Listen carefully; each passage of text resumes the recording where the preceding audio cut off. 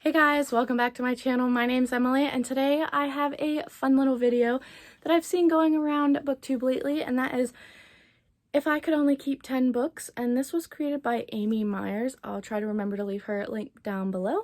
So the goal for this one is to find 10 books that you would keep out of all the books you own. It does not, I don't think, include ebooks and audiobooks.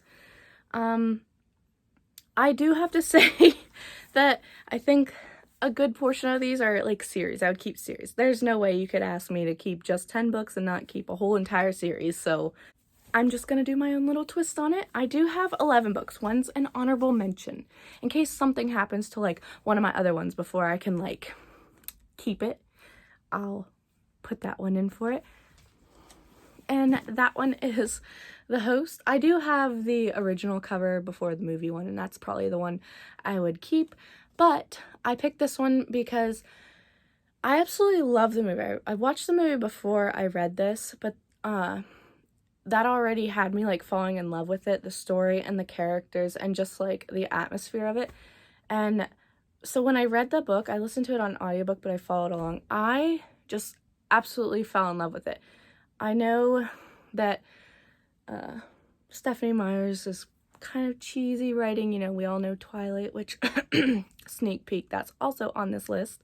But this is kind of my book that if something happened to any of the other ones, this would be the next one in line. So I just wanted to mention that one.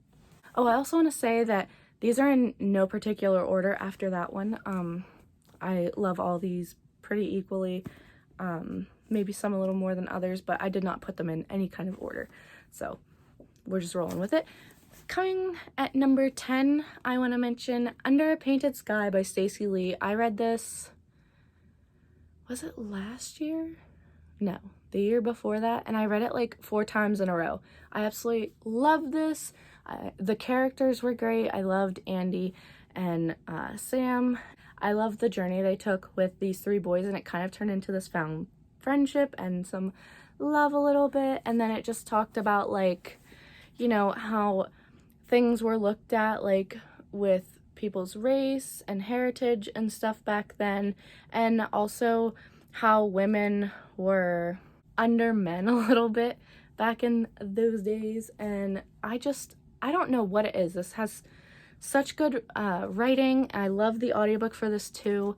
I read this for one of the book club picks at my library, and it was not one that I would have picked up. It has a stunning cover, but I'm not like a big historical fiction reader. When I do, it takes me a long time to read them. So I really took a chance on this one, went out of my comfort zone a little bit, and I found a new favorite of all time. This one could easily be my favorite of all time. If I had to pick just one book that does it all, it would probably be this one maybe. I don't know, it's hard, but I would not be able to get rid of this book. I can't, like, I just love this book and the characters and everything about it, and it definitely like changed my feelings on going out of comfort zone reading. So this is number 10.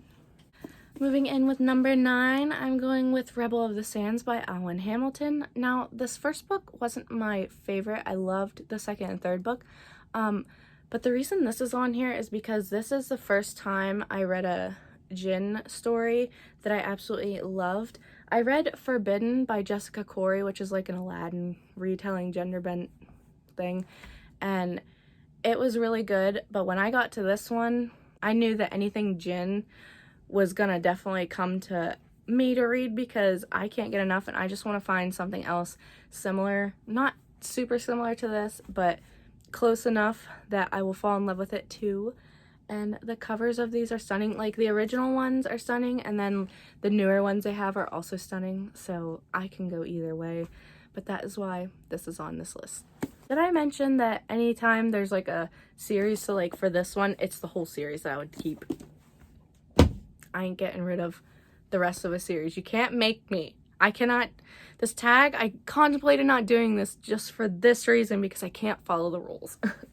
Number 8, we have Twilight. Told you it was going to show up, by Stephenie Meyer. This is actually a really old starting to look disgusting copy. I actually got this when I was in 7th grade, so like 2007, 2008. And I remember specifically getting it and I was like, holy crap, this is a big book. Like, this was big for 7th grade Emily. And I remember my teacher, she went to give it to me because it was out of like one of those Scholastic book things that you can buy books from.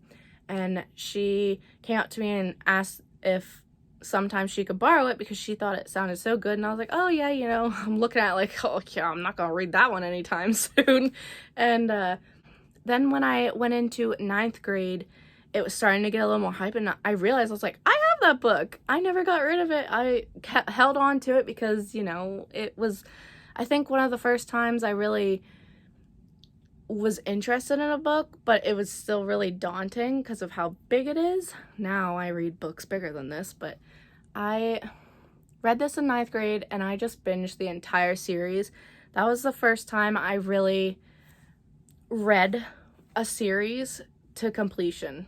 And even though it took me 3 months to read the last book because I did not want it to end, I just fell in love with Edward and Bella and Jacob a little bit. And I don't know, this one just holds a special place in my heart because it's probably the one that I've had the longest on this list.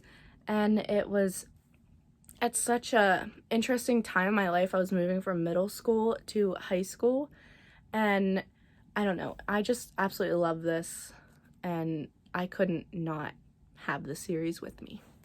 Coming in at number 7, I have The Hunger Games by Suzanne Collins. This is another one I read in high school. This was in 12th grade. We were reading it for a book we had to read for class.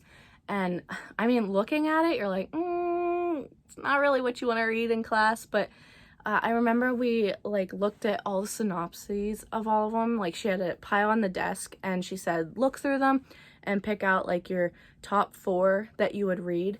And this was everyone's top one, so she picked this one first. And I read it, immediately found the second one in a different teacher's classroom and read it. And then I think I asked my mom to get me all of them. And I read the third one, watched all the movies when they came out, reread them again and again. Such a classic series.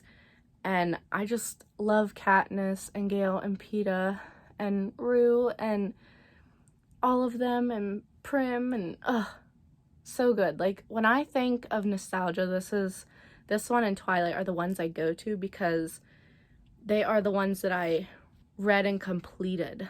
I never used to be a big reader until I got to high school, and these were just one of those staple books. And of course I didn't read any of the other reading we were supposed to read because all I wanted to do was read these books.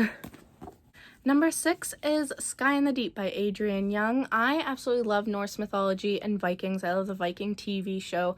And when I heard this was coming out, I knew that I needed to read it, and I read it in one day. And it just caused me to have so many emotions because you're following Ellen and her brother who she thought was dead, who isn't, but who's on this rival clan. And it's just so good. And you follow her going through all these hard things and learning, you know, what happened with her brother, and learning to accept that everyone is different, but you're also the same in ways that count. And I just love this. This was the first Viking book I read that I absolutely loved and gave 5 stars, and I could not have this book with me. I need it. I need to reread it again. I have a tab there. I need to go back through and really tab it up, but definitely keeping this one.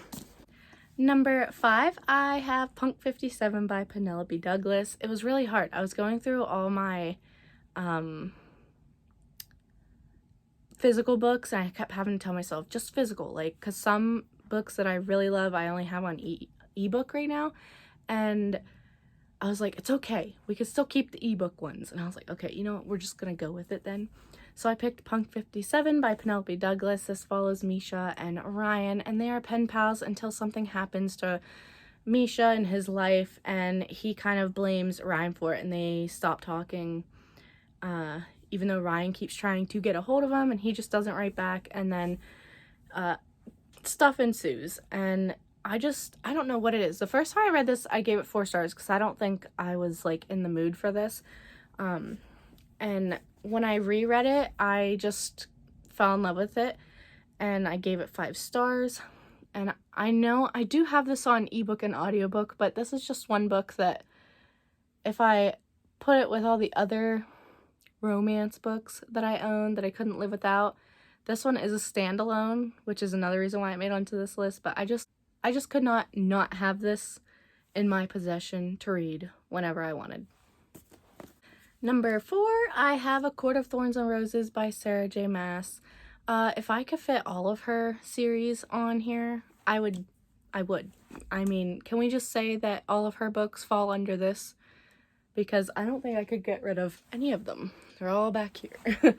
And so, yeah, I originally was not going to read this book. It was getting so much hype that I was just like, can't be that good. But alas, the hype got to me, and I picked it up, and I think I read it for when Booktubeathon was still called Booktubeathon, and that was it for me. I read it, and I was like, I need everything this author has. I need it. And that was the end for me, and she is now my favorite author of all time, and I will read anything she writes. Number 3, I have a new series / author that I started reading, and that is Assassin's Apprentice by Robin Hobb. Not a lot of people like this series, and I can understand why, because these are very character-driven books. All her books are, and I don't know, there was just something about the way Fitz was growing up, and you just got to like be with him and see all the heartache and the hard work and the hurt and the pain and the sadness he goes through. Like, she really knows how to do depression, let me just tell you. And I don't know, I just really liked the relationship between Fitz and Burrick. I thought that was so good, and also Chade and Verity and the King in a way, and the Fool. Like, I just love her characters, and this was the first series I read by her, and even though there are parts that were just really slow and boring, the characters made up for it, and that is why this is on this list. I think about this series all the time. I always tell myself that when I finish the rest of the books in the Realm of the Elderlings, that I will start these all over again, because I can't not have a Robin Hobb book to read anymore. Coming in at number 2, and this is actually one that I plan to do a reread of soon, but that is 1,000 Pieces of You by Claudia Gray. I read this, I wasn't sure what to expect. All I knew was that it had a beautiful cover, and I'd heard a few people talk about it when it first came out, but then I never like looked at it again until someone else talked about it, and I was like, oh yeah, I remember that, I'm gonna pick it up. So I picked up the entire series. I actually have it all here. Here's the second one, 10,000 Skies Above You, and I have the hardcover of this, A Million Worlds with You. These covers, stunning, absolutely stunning, and and the story inside is even more beautiful. This is like multiple dimensions, and it has to deal with Marguerite, and her family is very scientific, and I think her dad comes up with a way, I believe. Yeah, her mother's latest invention, a device called the Firebird that allows people to leap into alternate dimensions. So her dad is murdered, and she thinks that it was his assistant or her mother's assistant. And so she decides to chase after him through all these dimensions, and the more she goes through them and the closer she gets, she realizes that not all is as it seems, and it just turns into something way bigger. And I'm not usually a big sci-fi reader, but this one I read it one after the other after the other. I binged the series, haven't picked it up since then because it was so good, and I just had so many other books I wanted to read, but now is the time to reread the series. And it also opened up my love for multiple dimensions. Granted, I think this is the only series I've read with that, but I definitely want to get into more of those when I find them. But I think mostly for these, it's the story inside, but also the beautiful covers. I love beautiful covers, and these ones are beautiful and have a great story in them. So definitely going to be keeping these ones. And in the number 1 spot, I have one that I remember my grandma, she took me to Barnes & Noble's and she said, pick out 3 books. And I was like, oh, okay. So I picked out, what did I pick out? I know I picked out City of Bones, Hush Hush, and this book. And that is The Program by Suzanne Young. And this follows like an epidemic of people harming themselves, pretty much kids. And this story is so hard to read, but it was so good. I literally read it in one sitting, and I stayed up till 5 in the morning, and then when I finished, I immediately started it over again. I don't know that I've ever done that with any other book. I came close to it with Under a Painted Sky, but this is so good, so good. And this was what really got me into BookTube. This is why this is on here, because this is the first time I ever wanted to listen to other people talk about something that I also read. And I went on YouTube and searched for reviews of this, and then it just brought me to BookTube, and it was like a whole new world was open to me. So I have a special place in my heart for this because I absolutely loved it. It is one of my favorite books of all time, even though I need to reread it so I can catch up with the final 2 in like these companion duologies in this world with this series. I am questioning, like, will it hold up to be my favorite? And I think about it, I'm like, yes, this will always be a favorite, no matter how nostalgic it is. It's such a good story, and I think it talks about these things very well, in my opinion. And yeah, so my grandma got me this book. It let me find BookTube, and it's one of my favorite books of all time. So, not getting rid of this. So I hope you enjoyed this video. I know that I kind of tweaked it because if I could only keep 10, I'm going to, of course, include series as like a single one, because you cannot just ask a book lover to just pick 10 and then not be like, oh, but wait, what about this one? You know, so don't come at me, okay? Just take it as it is and leave it at that. But okay, that is everything. I hope you enjoyed this video. I really had a hard time trying to pick out books that if I could only keep 10 of, that I would, as you can see. So like this video if you liked it, comment down below. Let me know if you've done this and if you had a really hard time picking 10.